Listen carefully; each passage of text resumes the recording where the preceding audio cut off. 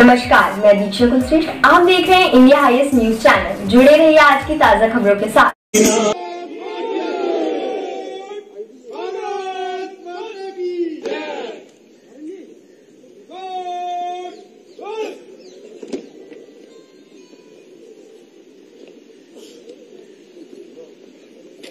तिहत्तरवां गणतंत्र दिवस मना रहा है, 73rd रिपब्लिक डे।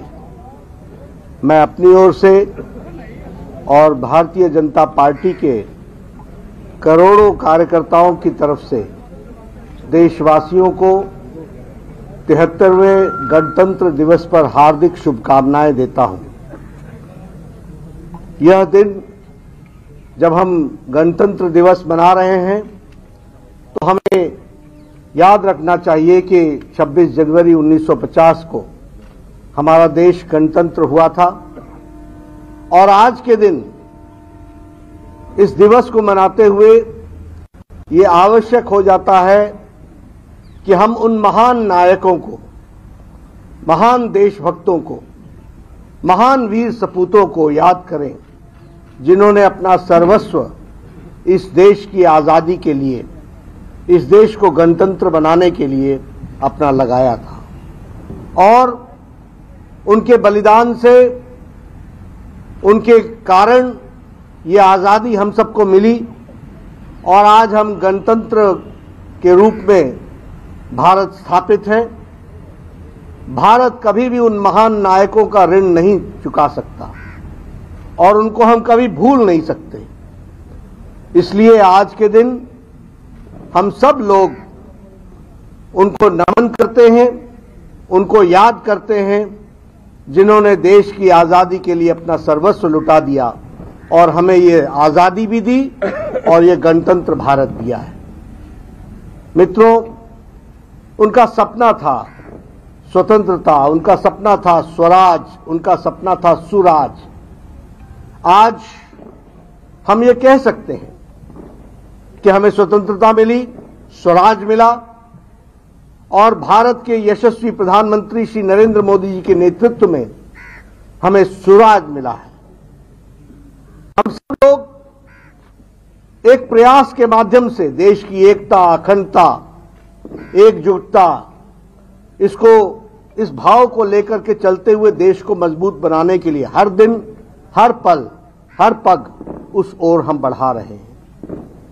जब हम एकता और अखंडता के सूत्र को लेकर के आगे बढ़ रहे हैं तो हमें ये याद रखना चाहिए कि देश ने आजादी के पश्चात बहुत से संकट काल भी देखे, बहुत सा ऐसा समय भी देखा जो संकट का था, लेकिन हम कह सकते हैं कि देशवासियों ने एक साथ एकजुटता का मंत्र लेकर के इन सभी संकटों से हम उभर करके आए और देश और मजबूत हुआ है।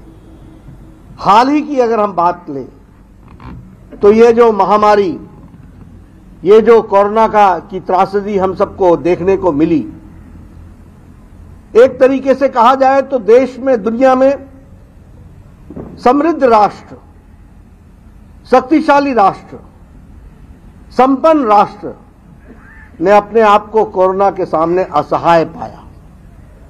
उनकी व्यवस्थाएं लड़खड़ाती हुई दिखी और उन्होंने अपने आप को मुसीबत में पाया। लेकिन हम ये गौरव के साथ कह सकते हैं कि हमारे यशस्वी प्रधानमंत्री श्री नरेंद्र मोदी जी के नेतृत्व में देश ने, समाज ने एकजुट होकर उनके साथ चलकर इस आपदा को अवसर में बदल करके देश ने कोरोना से लड़ने का संकल्प लेकर के आगे बढ़ी। और मैं यह भी कह सकता हूं कि सीमित साधनों में भी देश किस तरीके से आगे बढ़ सकता है, इसका नेतृत्व हमको प्रधानमंत्री मोदी जी के माध्यम से मिला। हर जगह सरकार ने कोरोना से लड़ाई लड़ी, लेकिन भारत में मोदी जी के नेतृत्व में कोरोना से देश लड़ा, समाज लड़ा, सब लोग लड़े और सब लोगों ने लड़ करके इसकी सफलता हासिल की है। यह मोदी जी की नेतृत्व क्षमता के कारण हम सबको मिल पाया है। अगर हम वैक्सीनेशन की बात करें तो हम ये गौरव के साथ कह सकते हैं कि दुनिया का सबसे बड़ा और सबसे तेज वैक्सीनेशन का कार्यक्रम अगर हुआ है तो वह भारत में हुआ है और 130 करोड़ के देश को संभालने का काम इस विपरीत परिस्थिति में भी किया गया है और कोरोना के संक्रमण से हम जूझ करके आगे निकले हैं। ये हम सबको ध्यान में रखना चाहिए। मित्रों, मंत्र हमारा एकता अखंडता का, एकजुटता का, सामाजिक सद्भाव का, सामाजिक समरसता का, सबका साथ, सबका विकास, सबका विश्वास, इस मंत्र को लेकर के हम सब लोग चले हैं और भारतीय जनता पार्टी इसी मंत्र को लेकर के आगे बढ़ रही है। मोदी जी के नेतृत्व में हम सब लोग देश को आगे बढ़ाने के लिए संकल्पित हैं। इस कोरोना काल में भी अगर हम आर्थिक विषय को लें तो हमारे नौजवानों ने जिस तरीके से स्टार्टअप्स में अपने आप को आगे बढ़ाया और हम जिस तरीके से इकोनॉमी को लेकर के आगे बढ़ने का प्रयास कर रहे हैं, आज हम 50 इनोवेटिव इकोनॉमीज में से खड़े हुए हैं। यह हमारे लिए बहुत ही सुखद समाचार है और उसी तरीके से आर्थिक जगत में भी हम तीव्र गति से आगे बढ़ रहे हैं। ये सूचकांक हमको बताते हैं कि भारत एक अच्छे आर्थिक प्रबलता की ओर बढ़ रहा है। यह हम सबको ध्यान में रखना चाहिए। मित्रों, भारतीय जनता पार्टी के कार्यकर्ताओं को मैं आज के दिन यही कहूंगा कि हम सबको संकल्प लेना है कि हम सब लोग इस गणतंत्र को आगे बढ़ाने में और देश को आगे बढ़ाने में अपना पूरा योगदान करेंगे।